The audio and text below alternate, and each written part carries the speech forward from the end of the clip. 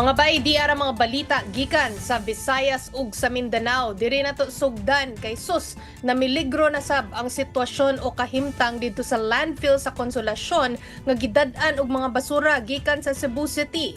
Matod pa sa Cebu City Rights or Cebu Electricity Rights Advocates o CERA, hapit na moabot sa catastrophic overload o maximum capacity para niining tuiga kung magpadayon ang disposal rate sa basura didto. Basin maparehos ang mahitabo sa Konsolasyon sa nasinati sa Binaliw Landfill kadtong January 8. Gawas sa Cebu City, gidivert sab ang mga basura gikan sa Mandaue ug Lapu-Lapu ngadto pod sa Konsolasyon.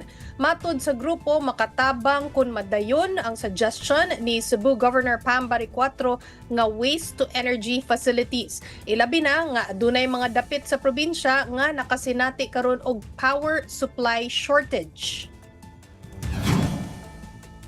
O Maguindanao del Sur na sad atong istoryahan mga bay, nangayo og additional security si Sharif Agwak Mayor Ahmad Ampatuan.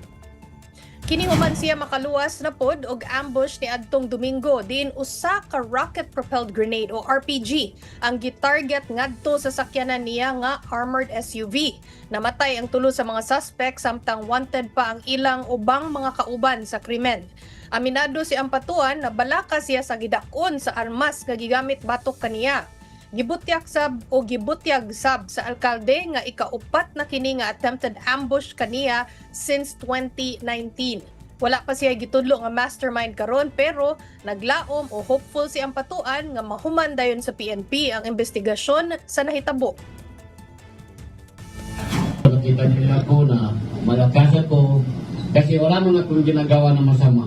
Sa akin lang, makatulong na ako sa tao dito sa bayan ko, bayan ng Saripagwak. Nakita niyo yung Saripagwak ngayon, gumanda. Bakit na nakaganito pang nangyari dito sa Saripagwak? Maoras na ron mga bay, magkuyog na sa taugma para sa mga balita sa Visayas ug sa Mindanao. Ako si Chicky Verhel.